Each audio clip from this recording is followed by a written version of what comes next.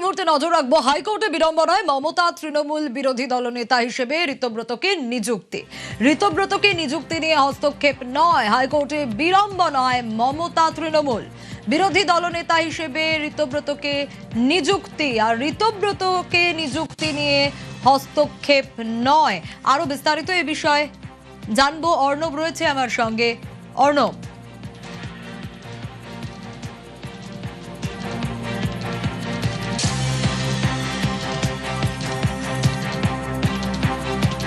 অর্ণবের কাছে আসবো, তবে তার আগে আরো একবার জানাই ঋতব্রত বন্দ্যোপাধ্যায় বিরোধী দলনেতা হয়েছেন এবং ঋতব্রত বন্দ্যোপাধ্যায় বিরোধী দলনেতা নব তৃণমূলে। আর নব তৃণমূলে যে বিরোধী দলনেতা হিসেবে ঋতব্রতকে নিযুক্তি, আর সেই নিযুক্তি নিয়ে হস্তক্ষেপ নয়। কি মামলা ছিল, কোন মামলার বেসিসেই আদালতের এই পর্যবেক্ষণ একটু জানি। অর্ণব রয়েছে আমার সঙ্গে। অর্ণব, কোন মামলার বেসিসে আদালতের এই পর্যবেক্ষণ, কেন হাইকোর্টে বিড়ম্বনায় পড়তে হলো মমতা তৃণমূলকে? দেখো, বিধানসভার স্পিকারের সিদ্ধান্ত অনুযায়ী ঋতব্রত বন্দ্যোপাধ্যায় উলুবেড়িয়া পূর্বের বিধায়ক, তিনি এই মুহূর্তে আমাদের রাজ্যের বিধানসভার বিরোধী দলনেতা এবং এই বিরোধী দলনেতা নির্বাচন স্পিকার যেভাবে করেছে সেটাই আইনসঙ্গত নয় অভিযোগ করে কলকাতা হাইকোর্টে মামলা করেন বালিগঞ্জের কালীঘাট তৃণমূল কংগ্রেসের বিধায়ক শোভনদেব চট্টোপাধ্যায়। কারণ শোভনদেব চট্টোপাধ্যায় যুক্তি ছিল, দল তাকে মনোনীত করেছিল বিরোধী দলনেতা হিসাবে, কিন্তু দলের মনোনয়ন সেটা বিধানসভায় এসে যে মনোনয়ন এসছে তা কার্যত আইন বিরুদ্ধ এবং বিধানসভায় যেভাবে স্পিকার বিরোধী দলনেতা নির্বাচন করেছে শোভনদেব চট্টোপাধ্যায়ের জায়গায় ঋতব্রত বন্দ্যোপাধ্যায়কে, এই পুরো বিষয়টাই চ্যালেঞ্জ আকারে এসেছিল এবার ডিভিশন বেঞ্চে। একক বেঞ্চের মতো আজ বিচারপতি শম্পা সরকার এবং বিচারপতি অজয় কুমার গুপ্তের ডিভিশন বেঞ্চ একক বেঞ্চের নির্দেশের পর কোনো হস্তক্ষেপ করলো না। অর্থাৎ এই মুহূর্তে ডিভিশন বেঞ্চের পর্যবেক্ষণ এবং রায় অনুযায়ী ঋতব্রত বন্দ্যোপাধ্যায় তিনি রাজ্যের বিরোধী দলনেতা থাকলেন এবং রাজ্য বিধানসভা স্পিকারের যে সিদ্ধান্ত সেই সিদ্ধান্ত অনুযায়ী কাজ করবেন বিরোধী দলনেতা হিসেবে ঋতব্রত বন্দ্যোপাধ্যায়। তবে একক বেঞ্চে বিচারপতি কৃষ্ণা রাওয়ের কাছে যেহেতু এই মামলাটি এর আগে চলছিল, একক বেঞ্চে মামলাটি একটি নির্দেশও দিয়েছিল, অন্তর্বর্তী নির্দেশ, সেই নির্দেশের বা সেই মামলার চূড়ান্ত রায়ের উপর নির্ভর করবে যে স্পিকারের সিদ্ধান্ত সঠিক না বেঠিক, এই পুরো বিষয়টি সেক্ষেত্রে বিচার করবে এবং একক বেঞ্চে মামলাটি ফিরিয়ে দিল ডিভিশন বেঞ্চ। আগামী 2 মাসের মধ্যে, প্রেসারেলি শব্দটি বলা হয়েছে, অর্থাৎ সম্ভব হলে আগামী 2 মাসের মধ্যে এই মামলাটির নিষ্পত্তি করবে একক বেঞ্চ এবং এক্ষেত্রে এই ডিভিশন বেঞ্চের যে আজকের রায় ঘোষণা করা হলো সেই রায়ের উপর অখুশি কালীঘাট তৃণমূলের বিধায়ক শোভনদেব চট্টোপাধ্যায়, তার তরফে সিনিয়র অ্যাডভোকেট কল্যাণ বন্দ্যোপাধ্যায়।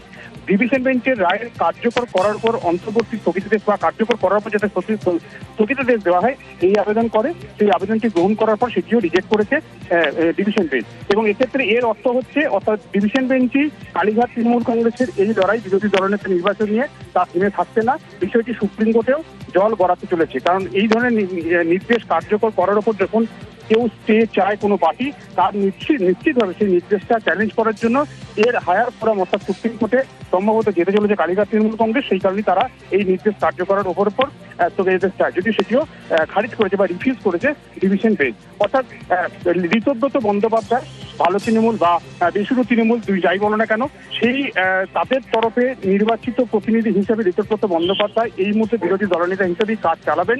সেখানে কোনো রকম হস্তক্ষেপ করলো না কলকাতা হাইকোর্টের একক বেঞ্চের পর এবার ডিভিশন বেঞ্চও। এর অর্থ শোভনদেব চট্টোপাধ্যায় দল তাকে কালীঘাট তৃণমূল কংগ্রেস মমতা বন্দ্যোপাধ্যায় বা তাদের 6 মে তাদের যে সিদ্ধান্ত হয়েছিল, রেজুলেশন হয়েছিল, সেই রেজুলেশন যাই হোক না কেন বিধানসভায় যে সিদ্ধান্ত সামনে এসছে এবং সংখ্যাগরিষ্ঠতার নিরিখে যেভাবে বিরোধী দলনেতা নির্বাচিত হয়েছে সেখানে একক বেঞ্চের নির্দেশের উপর কোনো রকম হস্তক্ষেপ করার জায়গা নেই বলে ডিভিশন বেঞ্চ একক বেঞ্চের নির্দেশের উপর কোনো রকম হস্তক্ষেপ করলো না এবং স্পিকারের যে সিদ্ধান্ত অনুযায়ী বিরোধী দলনেতা নির্বাচন হয়েছে আমাদের রাজ্যে, সেই বিরোধী দলনেতা তিনিই কাজ করবেন এবং স্পিকারের সিদ্ধান্ত ভুল না সঠিক নয় মডিফাই করবেন। এই পুরো বিষয়টা যেহেতু একক বেঞ্চে রয়েছে, পুরো মামলাটাই একক বেঞ্চে ফেরানো হলো। আগামী 2 মাসের মধ্যে সম্ভব হলে একক বেঞ্চ এই মামলাটি চূড়ান্ত রায় দেওয়ার চেষ্টা করবে, এমনটাও ডিভিশন বেঞ্চ পর্যবেক্ষণে জানিয়েছে। কিন্তু অর্ণব একটা বিষয়, আচ্ছা আসছি তোমার কাছে, তো দর্শকদের আরো একবার জানাই, হাইকোর্টে বিড়ম্বনায় মমতা তৃণমূল, ঋতব্রতকে বিরোধী দলনেতা করার সিদ্ধান্ত এবং শোভনদেবের মামলায় হস্তক্ষেপ নয়, হস্তক্ষেপ করল না ডিভিশন বেঞ্চ, সিঙ্গেল বেঞ্চের যে নির্দেশ ছিল সেই নির্দেশই বহাল রাখলো ডিভিশন বেঞ্চ। আবারও একটু অর্ণবের কাছে যাব। অর্ণব, তাহলে একটু দর্শকদের জন্য বিষয়টা বুঝতে চাইবো যে সিঙ্গেল বেঞ্চের যে নির্দেশ ছিল সেটাই ডিভিশন বেঞ্চ বহাল রাখলো, কোথাও গিয়ে আবারও হাইকোর্টে কালীঘাট তৃণমূল কংগ্রেস ধাক্কা খেলো তা বলার অপেক্ষা রাখে না, কারণ 6ই মে তুমি যে ঘটনা বলছিলে যে শোভনদেব চট্টোপাধ্যায়কে বিরোধী দলনেতা করা এবং সেখান থেকে সই জালিয়াতির যে অভিযোগ উঠে আসে যা ইতিমধ্যেই তদন্ত চলছে, সব মিলিয়ে আবারও ধাক্কা। একেবারে তাই, একক বেঞ্চের পর এবার যৌথ বেঞ্চেও অর্থাৎ ডিভিশন বেঞ্চেও ধাক্কা খেলো কালীঘাট তৃণমূল কংগ্রেস এবং বালিগঞ্জের বিধায়ক অর্থাৎ কালীঘাট তৃণমূল কংগ্রেসের বিধায়ক শোভনদেব চট্টোপাধ্যায়ের করা মামলার কোন রকম হস্তক্ষেপ বা অন্তর্বর্তী নির্দেশ বা কোনো কিছুই করলো না বিচারপতি শম্পা সরকার এবং বিচারপতি অজয় কুমার ঘোষের ডিভিশন বেঞ্চ। এর অর্থ রাজ্য বিধানসভার বিরোধী দলনেতা নির্বাচন ঋতব্রত বন্দ্যোপাধ্যায় যেভাবে নির্বাচিত হয়েছিলেন সেই বিষয়টিকে আইনসঙ্গত নয় দাবি করে কলকাতা হাইকোর্টে একক বেঞ্চে ধাক্কা খাওয়ার পর ডিভিশন বেঞ্চে গিয়েছিল কালীঘাট তৃণমূল কংগ্রেসের বিধায়ক। সেই ডিভিশন বেঞ্চেও রায় ঘোষণার মধ্য দিয়ে স্পষ্ট জানিয়ে দিল একক বেঞ্চের যে অন্তর্বর্তী নির্দেশ ছিল সেই নির্দেশে কোনো ভুল বা ত্রুটি নেই, একক বেঞ্চের নির্দেশের ওপর কোনো রকম কলম চালাচ্ছে না যৌথ বেঞ্চ, অর্থাৎ একক বেঞ্চে এই মামলাটি চূড়ান্ত রায় বা নির্দেশ আকারে শুনানি হবে এবং তার নিষ্পত্তি হবে। এছাড়া ডিভিশন বেঞ্চ এর সঙ্গে এটি স্পষ্ট করেছে যে দলীয় সিদ্ধান্ত এবং লেজিসলেচার অর্থাৎ বিধানসভার মধ্যে দলগত যে সিদ্ধান্ত, এই দুই সিদ্ধান্ত নিয়ে আপাতত স্পিকার যে সিদ্ধান্ত নিয়েছে সেই সিদ্ধান্ত মধ্যে আপাতত কোনো খুঁত দেখতে পাচ্ছে না কলকাতা হাইকোর্টের ডিভিশন বেঞ্চও, একক বেঞ্চের মতোই এক্ষেত্রে ডিভিশন বেঞ্চও কোনো খুঁত দেখতে পাচ্ছে না। কাজেই উলুবেড়িয়া পূর্বের তৃণমূল কংগ্রেসের অর্থাৎ এই মুহূর্তে ভালো তৃণমূল কংগ্রেসের যিনি বিধায়ক ঋতব্রত বন্দ্যোপাধ্যায় তিনি আমাদের রাজ্যের বিধানসভার বিরোধী দলনেতা থাকছেন, সেখানে কোনো রকম হাইকোর্ট হস্তক্ষেপ করছে না।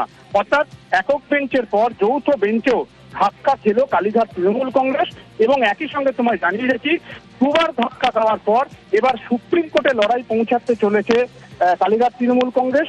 তারই আভাস মিলেছে এদিন, কারণ শোভনদেব চট্টোপাধ্যায়ের আইনজীবী কল্যাণ বন্দ্যোপাধ্যায় আজকে ডিভিশন বেঞ্চের রায় যাতে কার্যকর বা বাস্তবায়িত না হয় তার উপর অন্তর্বর্তী বা সেটার উপর স্থগিতাদেশ দেওয়ার আবেদনটা করেন, সেটি গ্রহণ করেছে ডিভিশন বেঞ্চ এবং সঙ্গে সঙ্গে সেটি খারিজও করেছে। এর অর্থ এই নির্দেশ এখন থেকেই কার্যকর হয়ে গেল রায় ঘোষণার মধ্য দিয়ে, অর্থাৎ ঋতব্রত বন্দ্যোপাধ্যায় দলনেতা হিসেবে ডিভিশন বেঞ্চও আপাতত স্বীকৃতি পেলেন, যদিও স্পিকারের যে সিদ্ধান্ত অনুযায়ী বিরোধী দলনেতা হয়েছেন ঋতব্রত বন্দ্যোপাধ্যায় সেই সিদ্ধান্ত ভুল না ঠিক, স্পিকার সঠিক সিদ্ধান্ত নিয়েছেন না বেঠিক সিদ্ধান্ত নিয়েছেন তার চূড়ান্ত ভাগ্য নির্ধারণ করবে একক বেঞ্চের বিচারপতি কৃষ্ণা রাওয়ের চূড়ান্ত রায়ের উপর। বেশ অর্ণব। নিউজ ফ্ল্যাশ নিবেদন করছে সাফেদ ডিটারজেন্ট পাউডার। সাফেদ 500 গ্রাম মাত্র 42 টাকায়। अक्कड़ बक्कड़ बम्बे बो বাড়িতে কোন টিএমটি লাগিয়ে